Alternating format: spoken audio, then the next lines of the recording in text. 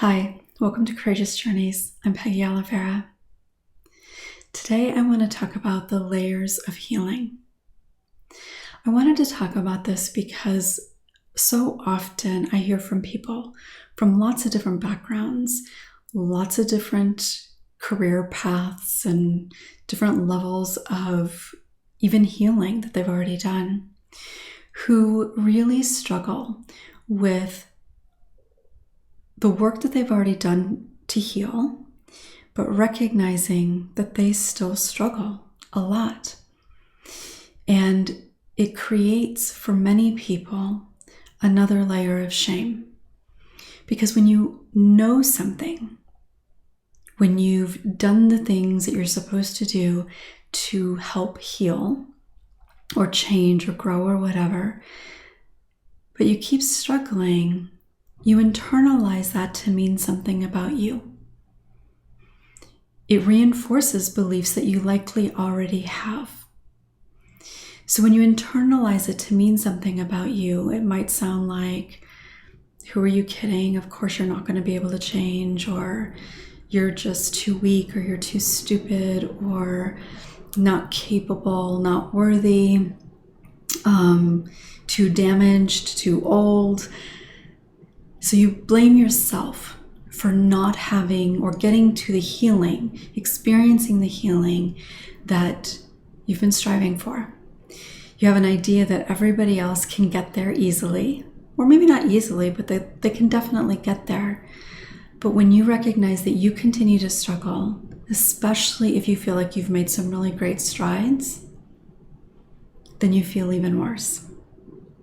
So I wanted to kind of break down a little bit the layers, the levels of healing that happen, and for any emotional healing, really.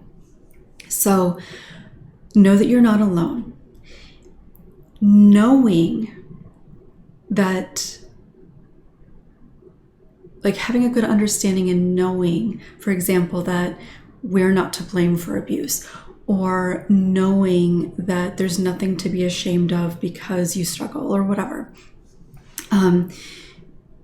There's a big difference between knowing that on a cognitive or intellectual level and believing it, living it. Those are not the same thing at all. You do have to know it before you can live it, but you can know it and never live it. Because it's not a matter of how much you know. It's not a matter of how smart you are, or even how determined you are. Because knowing, while it's an important piece of healing, is not where the healing actually occurs. And this is something that comes up with people all the time, especially as I talk to them individually or in a group setting, that they'll feel so much shame because they know the things to do to cope better. They know the things to say to themselves to get them out of a particular struggle, but they don't do it.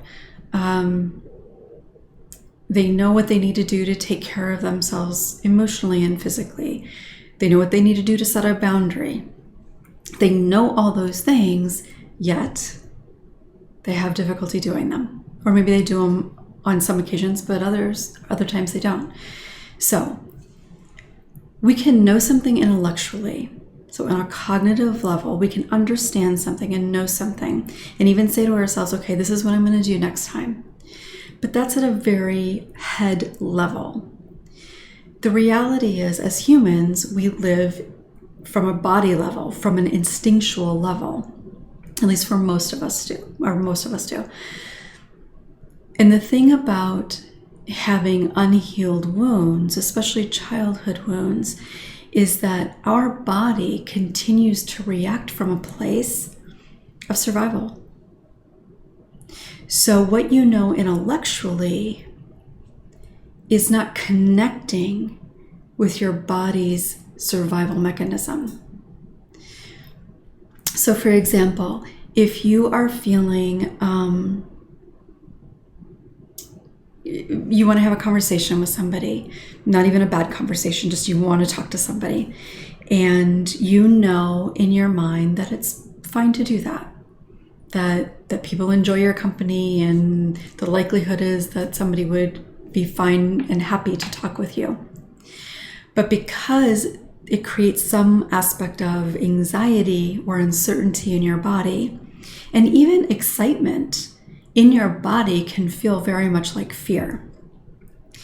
So even if intellectually you're saying, oh, I want to do this could turn out really well, if there's any feeling of uncertainty there, then in your body, it's going to react. And when your body reacts to that anxiety, uncertainty, or even excitement, it's going to send the signal that it's not safe. And when you get the signal that it's not safe, then the old coping mechanisms pop right back in. They're instinctual. You don't think about them. They just happen because it's your survival mechanism kicking in. Now, obviously, this isn't a life and death situation. Even how the survival mechanism developed in the first place may not have been, and likely probably wasn't, literally life or death. But it doesn't matter, because in your body, it was about survival. Your body can't really judge the difference between, well, we're on a scale of 1 to 10, we're at a 2. No, when you learn that way of coping and surviving as a child especially, it just automatically kicks in. So you can know it's probably safe, but again, that physiological response kicks in and it kind of takes over, right? How many times have you thought, maybe even felt good about the possibility of something, or feeling good about what you're learning, whatever, and then thinking about doing something a little differently in a positive way, and all that fear kicks in, and then you end up repeating all those old beliefs over and over again, and it kind of shuts you down. So that's what happens, and that's the difference between knowing and internalizing, integrating, embodying. Healing ultimately is about fully being integrated into our knowing and our belief meshing, being the same. Because right now, for most people, you know something, but what you believe at your core, what drives your instinctual behavior, is something different. It's those old beliefs that were developed, those core beliefs that were developed as a child. So healing ultimately is about letting go of those old beliefs. You don't just let go of them. You have to do a lot of work to make them go away. But it's about releasing those old beliefs so that you can really fully feel in your body, in your cells, in your very being, in your soul, that you are worthy, deserving, whatever that might be. So, the first thing about healing is an awareness. So, typically what will happen is that somebody will recognize that they're struggling. They'll notice that maybe they're not feeling great. They'll notice that they've been feeling down or feeling agitated. Maybe somebody has been pointing things out to them about how their mood seems or what they're doing or whatever. So there's an awareness. I have some notes over here because I don't want to miss anything. There's a noticing that, yeah, this is going on. Maybe there's something I can do about it. Maybe there's a reason. Maybe there's something that I can do to change that. Recognizing that you don't like the way that you're feeling. For so many people, you've lived from a place of maybe some anxiety or depressive type symptoms, maybe feeling lonely. You've likely been living with that so long that the awareness that there's really something different possible may not really even cross your mind. So just having the awareness that there's something going on here that maybe you can do something about. So that's the first step. And that's not an easy thing. And when it comes to childhood wounding, acknowledging that, having that awareness where you really recognize that you're struggling and maybe there's something you can do about it, that can feel pretty overwhelming. So then the next part is gaining understanding. So this is where you really kind of begin to connect the dots. You begin to recognize not only are you struggling, but you begin to understand maybe why you're struggling. What is it? What is that wound that has created this struggle? What is it that's left you feeling depressed or anxious all the time? What is it that caused you to either shut down when you're struggling or become really angry when you're struggling? So there's a lot of connecting the dots. This is where a lot of aha moments happen too, when you hear somebody else talk about their own experience, or maybe reading a self-help book or something like that, where you can see yourself in what you're reading or seeing. So there's this understanding where you really recognize that, okay, these things are possibly connected. And by the way, all of these steps are important and necessary for ultimate healing. So with understanding, that can take a while. So there's a moment, there's that aha moment, and that's powerful and important. But there's a lot more work to do. And what happens for a lot of people in this understanding is, oh, I get it. Okay, so now I just need to do this or that or whatever. But you have this aha moment, and it's like, okay, I get it. And for some people, because that's the knowing, right?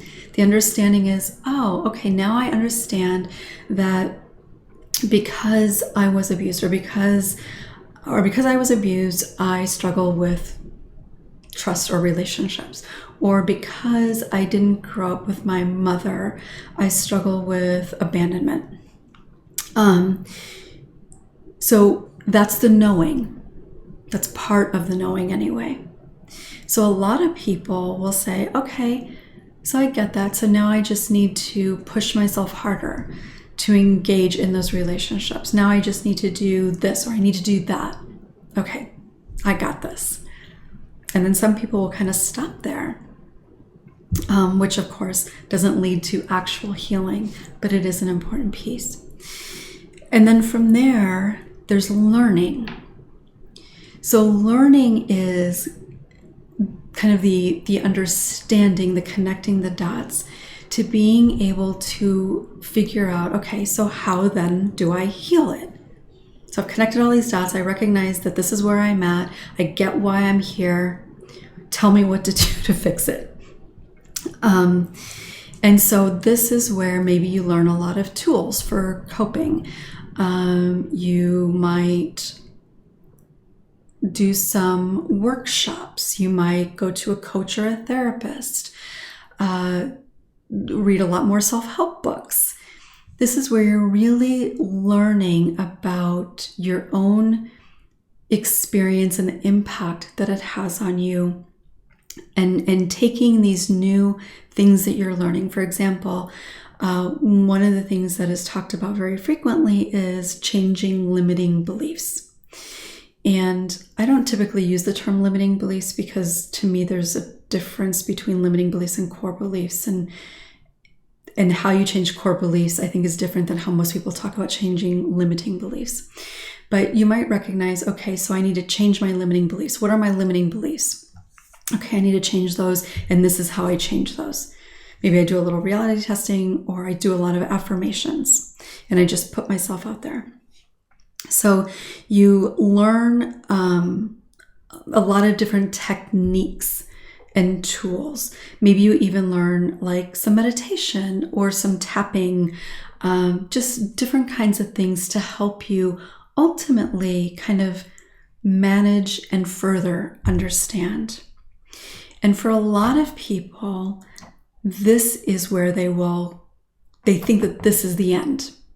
Like once you've learned all this, once you're putting these tools into place, that's the healing. And again, this is an important part of healing, but it doesn't, by itself, it doesn't lead you ultimately to healing. But it is important, and the learning is ongoing through the next phase of healing. So learning all these tools and techniques, for example, one of the things that I encourage people to do, because I think it's really healing, is journaling.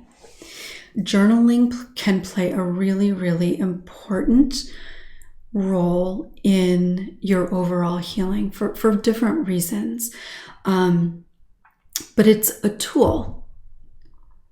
It plays an important role, but doing it by itself isn't going to heal you.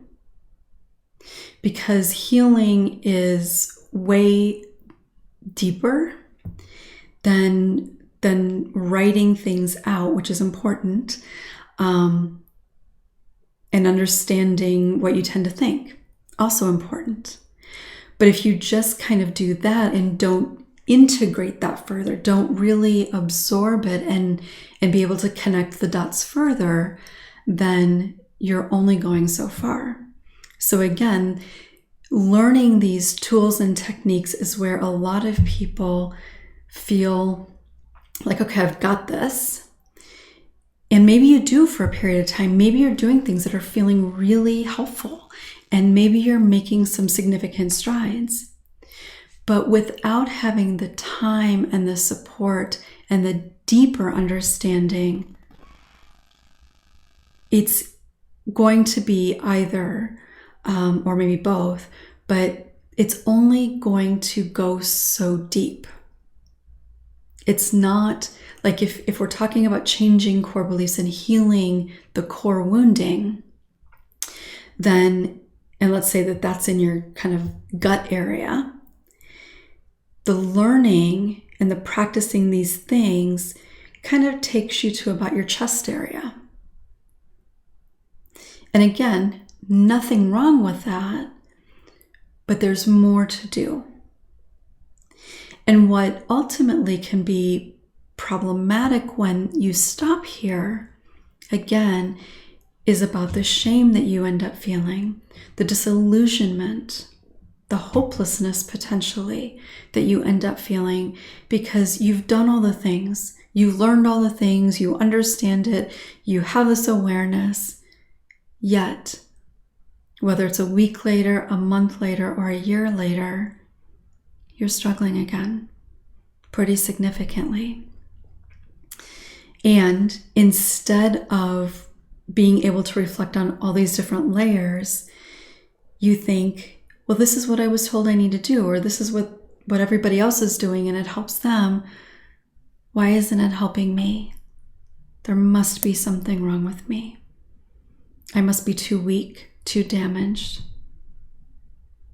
And I know there are so many people out there who can relate to that. I know that I felt that way at times, even though I didn't know healing was possible. Just the fact that I would continue to struggle reinforced that idea that there was just something inherently wrong with me. And not only was I not capable of healing, but ultimately that must mean that I wasn't worthy or deserving of healing. So you learn all this stuff. And even if you've worked with a therapist, but especially a coach, but even a therapist, and on that level, certainly there's a lot of good that can come from that. And again, it's an important aspect. But for the healing to integrate further into that core wounding, it takes time, it takes ongoing support, and it takes a lot of practice. So the ultimate healing piece is about taking all these things and then being able to take it deeper by experiencing the things that you're learning, by showing up in a way that is mindful to do things differently, but eventually it happens more automatically. And that can only happen when you are able to be really aware and present with how things are showing up in your everyday. One of the reasons that I have people journal when I'm working with them individually is that, we're together typically for about an hour a week. Well, your life happens outside of that hour a week.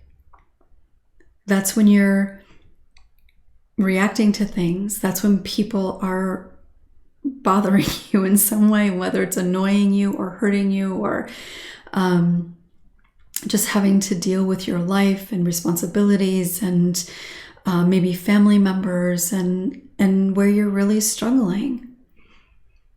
So when you're journaling outside of session, you're connecting with all the things that are going on with you. You're able to recognize how you react in different kinds of experiences. Recognizing, were you feeling particularly vulnerable? Also being able to recognize that you handled something differently than you might have before. So this last piece of healing is the integration part, which ultimately really does take years. Doesn't mean you need to be in therapy for years necessarily, but it takes ongoing practice. I often say that healing is something that we continue to do throughout our lives because life is hard. Being human is not easy. There are a lot of difficult things that happen in life. There are so many things that are happening around us in our own communities and across the globe. So we're always going to be dealing with difficult things. So it doesn't mean that you don't struggle, but you take the time and you have the support so that as you're navigating all these difficult things at a deeper level, you have the support of a professional who can not only hold the space for that, but to be able to remind you of the things that you forget when you're just in your head. They have the ability to reflect back to you the truth of who you are. Because we're all in our own heads all the time. But when we're in our own head, we're experiencing the world through the lens of how we're feeling in that moment, of what our expectation is in that moment, and ultimately what our belief is, what our core belief is. So when we have the opportunity to work with a professional through this integration aspect, that person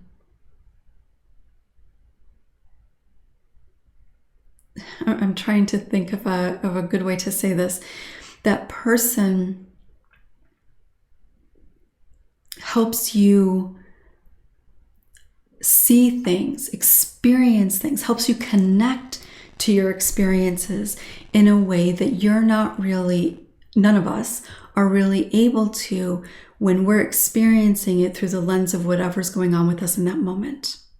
So I hope that makes sense, because a professional, a therapist is going to, like when you're sharing an experience that happened, a therapist is going to look at that from the lens of knowing who you are, knowing what your struggle is, and being able to see kind of the whole picture. They're going to be able to take a step back and see the whole picture.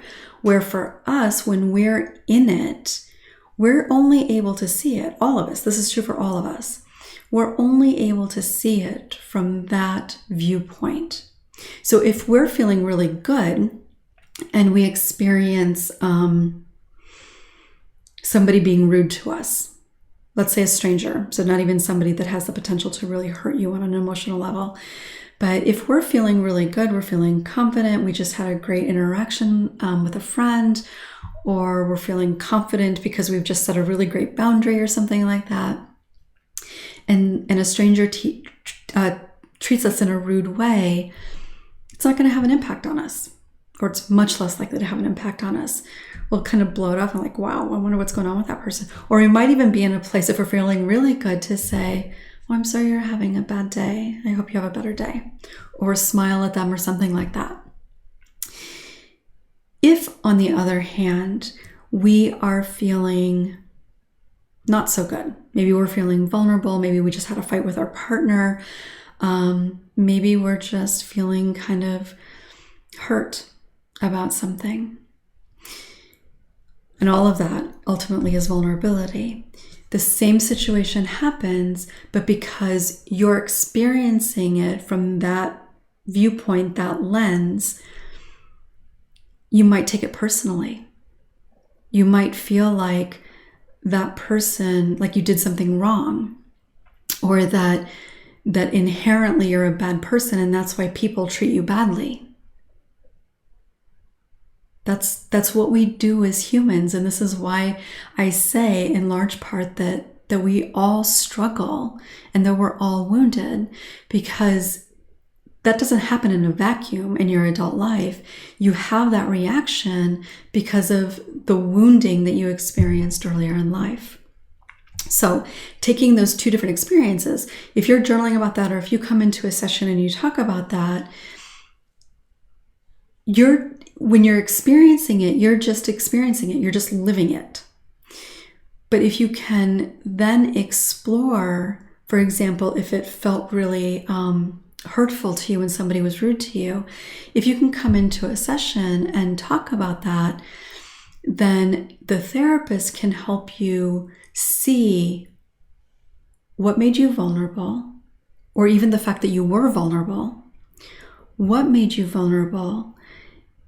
Is there a different alternative to what you believe it was about?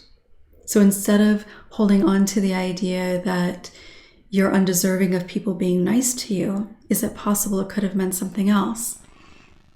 And then reminding you why that is actually true.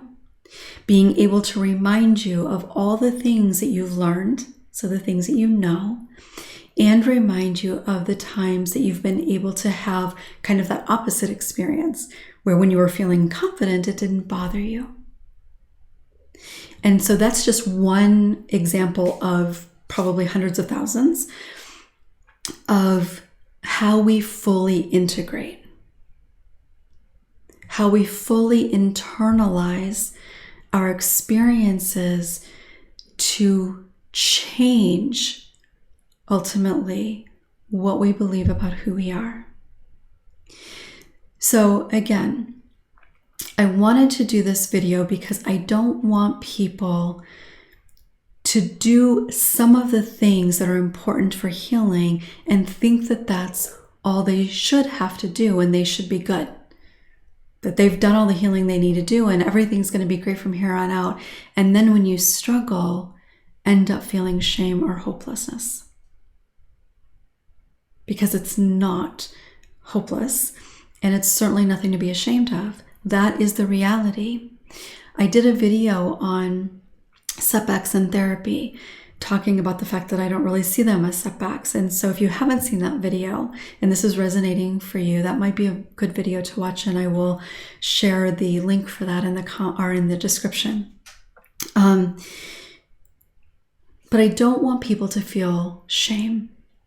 And for so many people, even when they're in the last layer of integrating, they will sometimes feel shame because they find that they're struggling again. But that's part of this whole process.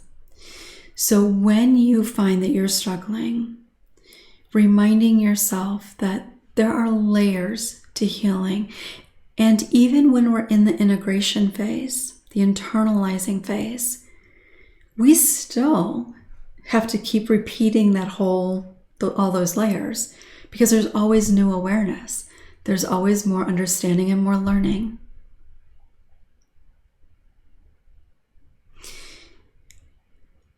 It's also important to remind yourself that healing, especially from childhood trauma, takes a lot of time. It takes a lot of patience. It takes a lot of practice. And it takes the support of a professional to help you move through it. None of us can do this on our own. I certainly didn't. Nobody can. And it has nothing to do with being capable, nothing to do with strength or determination or courage or intelligence. None of those things mean that you can do this on your own, or that you will do it much easier than somebody else. Because it's not about any of those things. The fact that you were to even embark on this journey shows that you have determination, strength, and courage. Intelligence doesn't really play a role, but either way. So you already possess those things. If you're watching this video, then those things exist within you. You haven't given up.